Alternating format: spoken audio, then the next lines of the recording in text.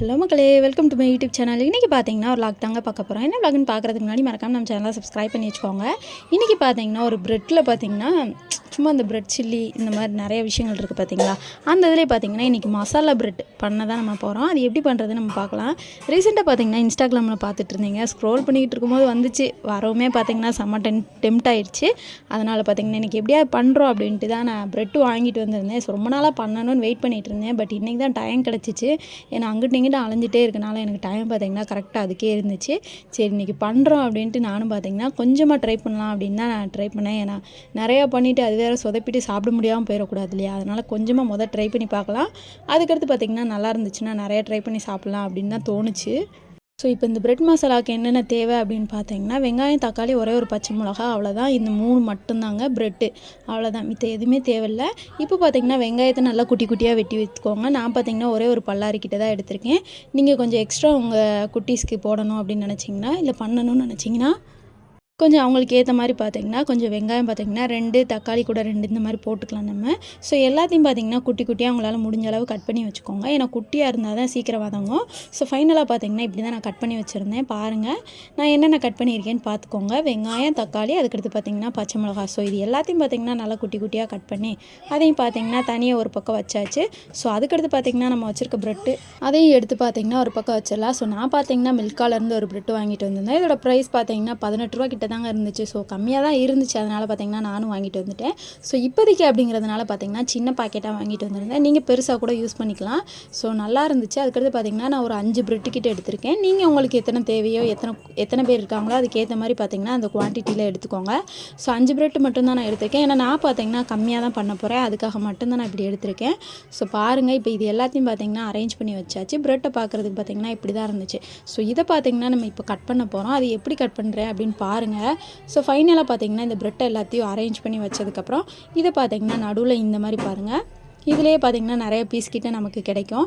So இந்த மாதிரி பார்த்திங்கன்னா நீங்கள் கட் பண்ணிங்கன்னா உங்களுக்கு நிறையாவே கிடைக்கும். ஸோ சில பேர் பார்த்திங்கன்னா பெருசாக கூட ப்ரெட்டு வச்சுருப்பாங்க. அந்த மாதிரி கூட ட்ரை பண்ணி பாருங்கள். ஏன்னா பெருசாக இருந்தாலும் நல்லாயிருக்குங்க. ஏன்னா நிறையா கிடைக்கிற மாதிரி இருக்கும் நமக்கேவும். ஸோ இந்த மாதிரி பார்த்திங்கன்னா இருக்கிற எல்லா ப்ரெட்டையும் பார்த்திங்கன்னா கட் பண்ணி வச்சுக்கலாம் நம்ம.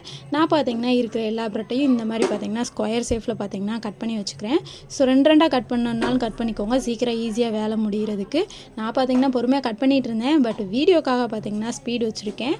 அதுக்கடுத்து பார்த்திங்கன்னா பவுலில் எடுத்து வச்சுட்டு இப்போ பார்த்திங்களா இந்த மாதிரி தான் இருக்குது. இந்த சேஃப்க்கு பார்த்திங்கன்னா கட் பண்ணி வச்சுக்கோங்க. இப்போ இது எல்லாமே ரெடி ஆகிடுச்சு. இதுக்கடுத்து பார்த்திங்கன்னா நம்ம மசாலா ரெடி பண்ண ஸ்டார்ட் பண்ணிடலாம். அடுப்பு பற்ற வச்சு கடாயை வச்சாச்சு நான். ஸோ கடாயை வச்சுட்டு பார்த்திங்கன்னா எண்ணெயை ஊற்றிக்கலாம் நம்ம. ஸோ சுட சுட பார்த்திங்களா இருந்துச்சு. எண்ணெயை ஊற்றிட்டு எண்ணெய் பார்த்திங்கன்னா லைட்டாக சூடாகணும். அது வரைக்கும் பார்த்திங்கன்னா கொஞ்சம் வெயிட் பண்ணி தான் ஆகணும் நம்ம. வேறு வழியில் கடுகு போடுறவங்க பார்த்திங்கன்னா ஒரு சில பேர் பார்த்திங்கன்னா கடுகு போடுவாங்க. பட் நான் பார்த்திங்கன்னா கடுகு யூஸ் பண்ணலை. ஸோ எண்ணெயும் பார்த்திங்கன்னா நானும் ஒரு ஸ்பூன் கிட்ட ஊற்றிக்கிட்டேன். 1 ஸ்பூன் 2 ஸ்பூன் கிட்ட ஊற்றிக்கோங்க. எண்ணெயும் பார்த்திங்கன்னா சூடாயிடுச்சு. அதுக்கடுத்து பார்த்திங்கன்னா நம்ம வச்சுருக்க வெங்காயத்தை பார்த்திங்கன்னா உள்ளே போட்டுக்கலாம். வெங்காயம் பார்த்திங்கன்னா நல்லா கோல்டன் கலரில் வர்ற அளவு பார்த்திங்கன்னா வதக்கணும். ஏன்னா வெங்காயத்தில் உள்ள ஸ்மெல்லு போகணும். அது வரைக்கும் பார்த்திங்கன்னா கொஞ்சம் வதக்கி விட்டுட்டே இருங்க. வேறு வழியே கிடையாது. ஸோ நமக்கு பார்த்திங்கன்னா கொஞ்சம் டேஸ்ட்டாக வரணும்னு நினச்சிங்கன்னா கண்டிப்பாக இந்த மாதிரி பொறுமையான வேலைகளை பண்ணி தான் ஆகணும்.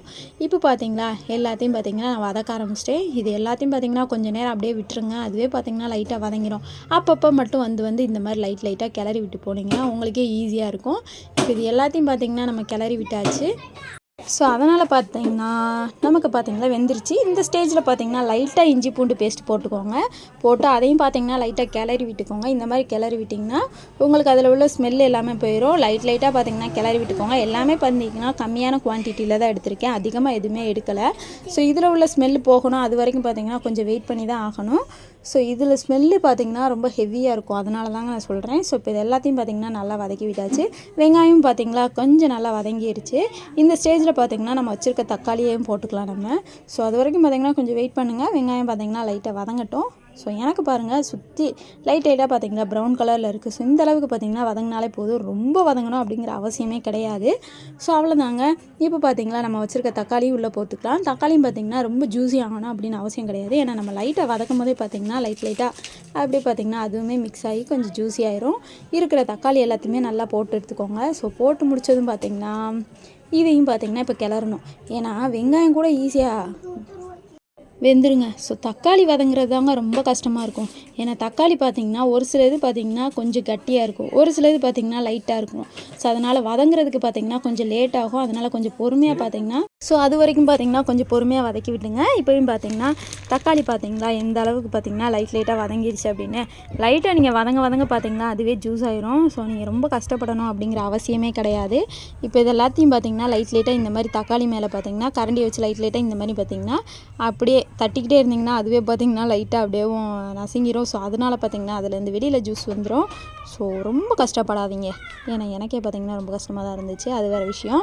ஸோ இப்போ இது எல்லாத்தையும் பார்த்திங்கன்னா லைட்டாக வதக்கியாச்சு. நானும் பாருங்கள் எவ்வளோ நேரம் தான் வதக்கியாச்சுன்னு சொல்கிறேன்ட்டு. ஸோ அதுக்கடுத்து பார்த்திங்கன்னா நம்ம வச்சுருக்க பச்சை மிளகாயும் உள்ளே போட்டு விடலாம். இதையும் போட்டு பார்த்திங்கன்னா நல்லா கிளறி விட்டுக்கோங்க.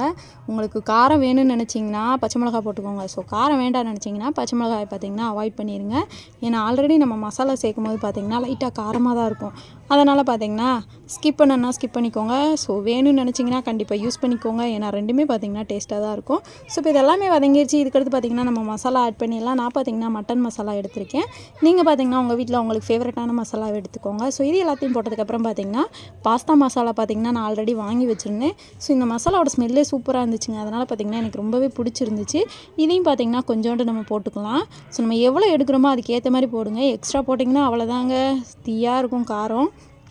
அதனால் பார்த்திங்கன்னா கொஞ்சமாக போட்டு ஃபைனலாக பார்த்திங்கன்னா உப்பையும் லைட்டாக தூவி விட்டுக்கோங்க.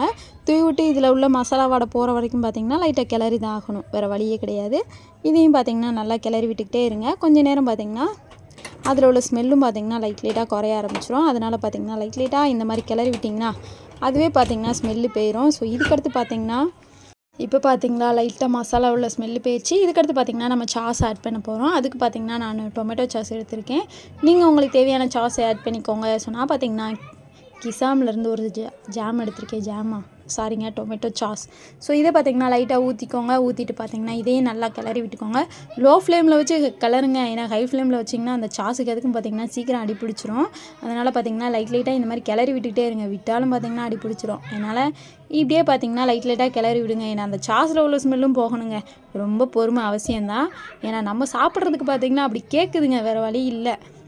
இப்போ பார்த்திங்களா இது எல்லாமே நல்லா அப்படியே பார்த்திங்கன்னா ஸ்மெல்லெல்லாம் போய் கரெக்டான பதத்துக்கும் வந்துருச்சு.